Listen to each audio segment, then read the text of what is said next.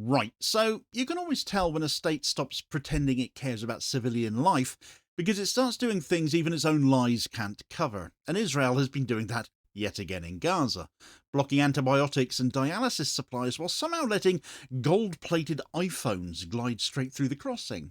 You don't need a grand theory to see what's going on there. You just need the memory of Lebanon, where pagers packed with explosives maimed thousands of people, and Israel admitted it later, and the warnings from digital rights groups about Israeli authored software buried inside mass market Samsung phones across the region. So when Gaza gets flooded with smartphones in the middle of a medical blockade, of course people think something's off. That's not paranoia, that's what happens when a state burns its own credibility and keeps lighting matches. Right, so you can always tell what a state really cares about by what it lets into a besieged territory and what it keeps out, because a blockade is not an accident after all. It's a policy written in lorries and cargo lists, and Israel has made that brutally clear over Gaza yet again.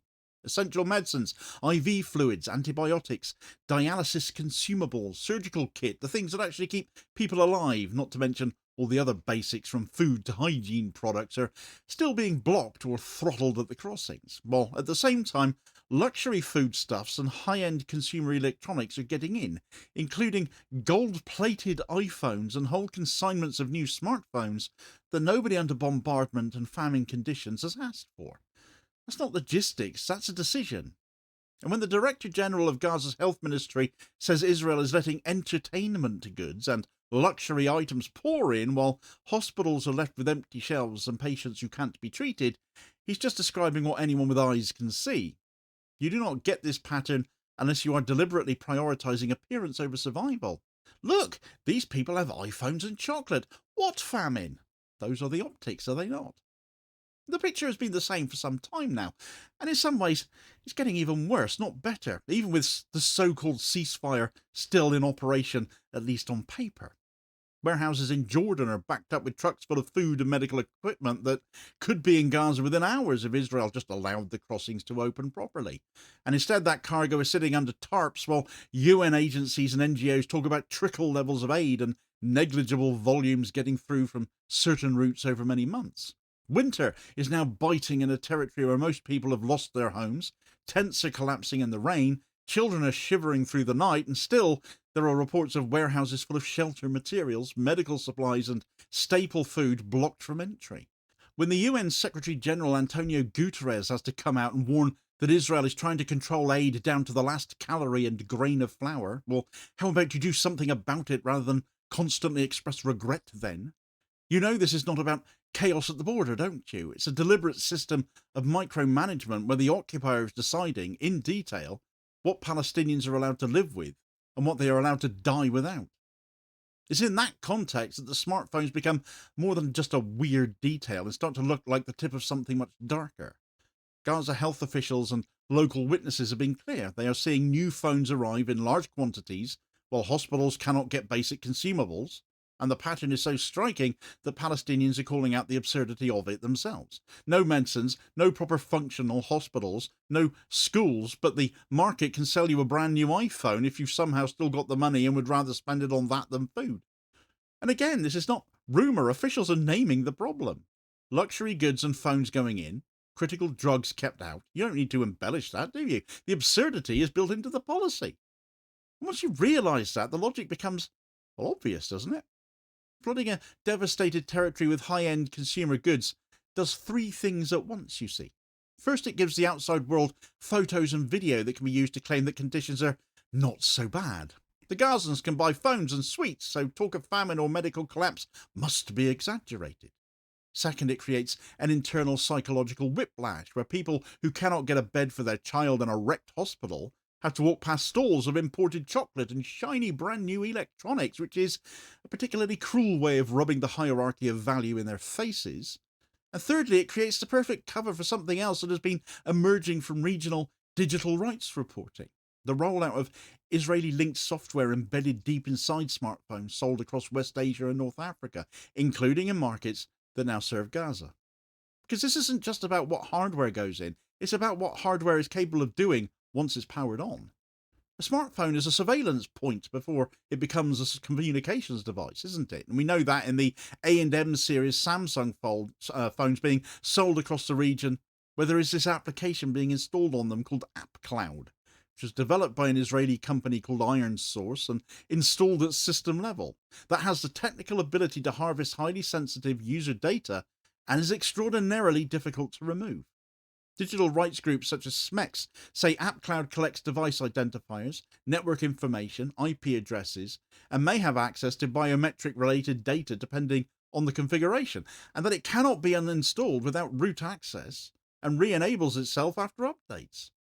Cybersecurity analysts have stepped in to confirm this isn't just bloatware, it behaves like spyware.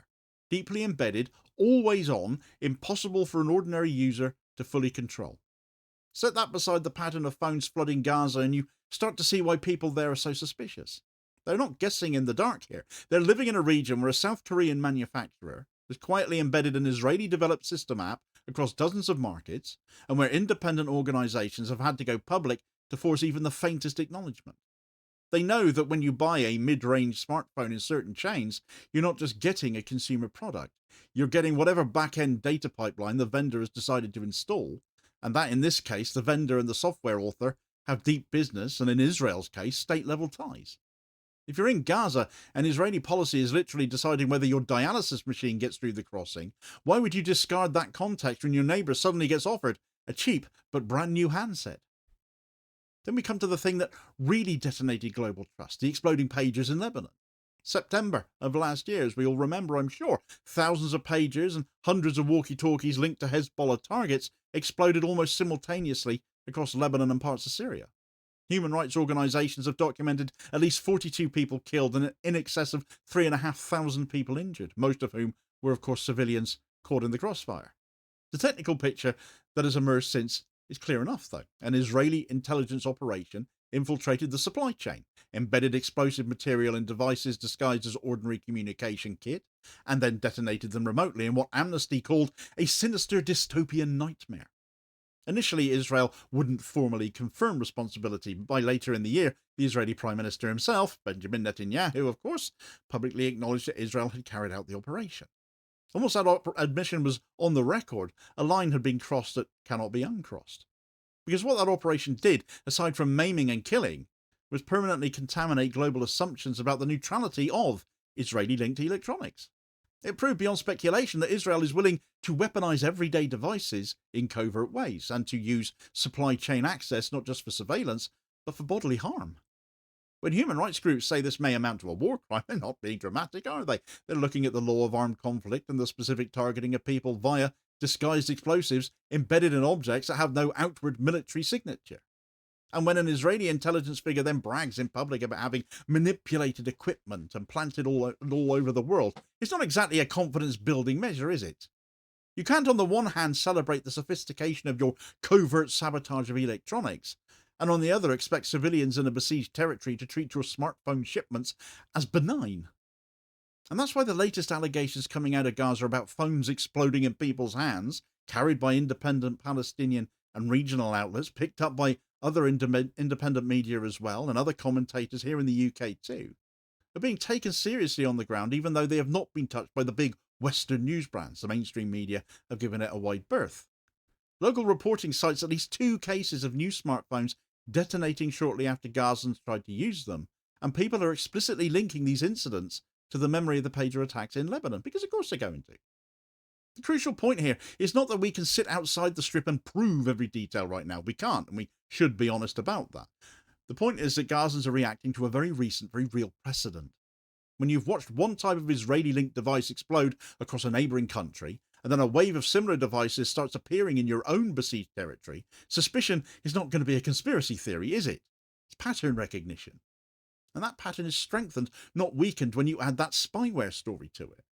The SMEX reports, the forensic work that's gone into unpicking AppCloud's behaviour, the explanation that this app, authored by that Israeli company, ships pre-installed on-budget and mid-tier Samsung devices across West Asia and North Africa and cannot be removed without voiding your warranty. All of that gives substance to what might otherwise be dismissed as generic fear. Malware Bytes described AppCloud as unremovable spyware. says it is deeply embedded at system level, collects far more data than a normal recommendations app would need, and is designed to survive user attempts to disable it. Other outlets have picked up Smex's findings and explained what this means for ordinary users. Your phone is phoning home to servers you don't control, sending data you never knowingly agreed to share, and you have almost no way to stop it. The broader context is the Israeli spyware sector itself, because AppCloud is not appearing in a vacuum here. For years, the NSO group's Pegasus spyware has been turning up on the phones of journalists and lawyers and politicians and activists all across the world. And Amnesty and other investigators have shown in excruciating detail how that tool has been used to crush dissent and target civil society. The United States has now blacklisted NSO and another Israeli company called KernowDamo, citing specific documented misuse of their spyware by client states, and has put them on its entity list, effectively warning the world that this tech is considered a national security risk to Washington, not an asset. Courts have ruled against NSO's claims of immunity and allowed civil cases over spyware abuse to proceed. European and Indian cases keep surfacing about it when Pegasus has been used well beyond anything that can be sold as counter-terrorism. It is an industry in absolute disgrace. So when Gaza residents see smartphones pouring into the strip that were not available months earlier, in the middle of a blockade that is still keeping out medicine and fuel and construction materials, they're not looking at a neutral consumer object. Israel has deliberately allowed it in for some reason. They are looking at a device pipeline coming from a state whose tech industry now has a documented record of providing tools for unlawful surveillance, and in Lebanon's case, a record of turning everyday electronics into bombs. Add to that the local testimony of phones allegedly exploding, and the fears around these shipments stop being speculative, don't they? Even if every single one of those Gaza handsets turns out on later forensic analysis to be entirely safe, and I'm not doubting the reporting in independent media here to the contrary, I might add, the decision to allow them in while blocking medical supplies would still be politically deranged from the perspective of anyone who cares about Israel's tech brand. And this is where the whole thing boomerangs back onto Israel's own economy, smacks them in the face, because the tech sector is not a sideshow, it's the backbone of their economy. High-tech accounts for a disproportionate share of Israel's GDP, export earnings and tax base, and that sector has already been wobbling under the combined weight of domestic political turmoil and genocide and war. The Israeli Innovation Authority's own figures show that from October 2023 to July of last year, around 8,300 high-tech workers left Israel for long-term relocation abroad, over 2% of the workforce, and that the overall number of tech workers in the country has actually declined for the first time in at least a decade. Industry publications and defence sector outlets are talking openly about thousands leaving, and about the risk that the sector becomes hollowed out as teams disperse to Europe and North America instead. At the same time, a 2025 survey by Israel's own tech lobby has found that 45% of new Israeli startups are now incorporating abroad, mostly in the United States, up from just 20% a couple of years ago. That isn't some marginal shift. That's almost half of new tech ventures structurally positioning themselves outside the country for legal and regulatory reasons. And industry leaders are already warning that this erodes the brand of Israeli high tech. And they're right. But Israel has brought this on itself. Incorporation is not just a paperwork issue, it's a signal to investors and regulators and partners about where a company thinks its future lies. When your best known brand is Startup Nation and nearly half of your new startups have stopped formally starting up in your nation, well, you've got a serious problem, haven't you? Now place that brain drain and that corporate offshoring alongside the pager sabotage and the spyware scandals and the Gaza smartphone flood and the visible cruelty of a blockade that starves hospitals whilst feeding gold-plated phones into the market, and ask yourself how any of this looks to foreign regulators, corporate procurement teams, or rights-conscious customers. If you're a government agency in Europe looking to buy lawful intercept tools, or a telecom trying to pick a network security vendor, or even just a large company choosing MDM and analytics providers, why would you risk being associated with an ecosystem that keeps finding itself at the centre of scandals around unlawful surveillance and weaponized electronics? Why buy from the country whose devices people in the region are now literally afraid to touch? The answer is that many are starting not to. The US blacklisting of NSO and KernowDamo was a major diplomatic signal as much as a legal one. It told the world that even Washington, which has backed Israel politically and militarily to the hilt for decades, and even after 2 years of genocide in Gaza, considers parts of its cyber industry far too toxic to engage with. As Amnesty's reporting, there's the Pegasus Project collaboration have given journalists and activists language and evidence to push back on when governments try to smuggle Israeli spyware into domestic policing and intelligence. Regional digital rights groups are now treating Israeli-developed software and Israeli-linked device firmware as a category of risk all in its own right. And once that label beds in, it's extremely hard to shake. And yet, instead of recognising this reputational freefall and trying to change course, Israel's political leadership has chosen to double down. Rather than separate its tech sector from its dirtiest operations and draw some line between civilian innovation and military or intelligence abuse, it's done the opposite. It is visibly using access to devices and supply chains as another lever in its war on Gaza. Allowing smartphones into a territory where children are dying for lack of medicine is not just morally obscene, it's professionally suicidal from the point of view of anyone who cares about Israel's tech credibility. It's the state telling the world that its technological assets are tools of occupation first and export products second. You can see the desperation and how tightly it's trying to control the narrative as well as the aid. Pro-government messaging leans heavily on claims that Hamas diverts supplies, that the UN is incompetent or biased, that any suffering in Gaza is essentially self-inflicted.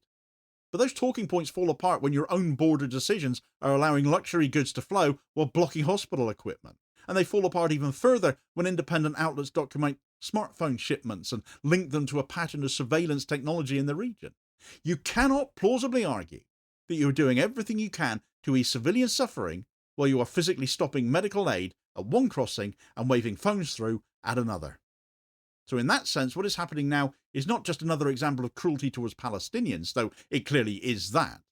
It is also a case study in how a state can set fire to its own strategic assets by refusing to accept any limits on what it is prepared to do in a war of control. Israel's tech sector earned its reputation on the promise of cutting-edge innovation that was clever, efficient, and crucially usable by anyone.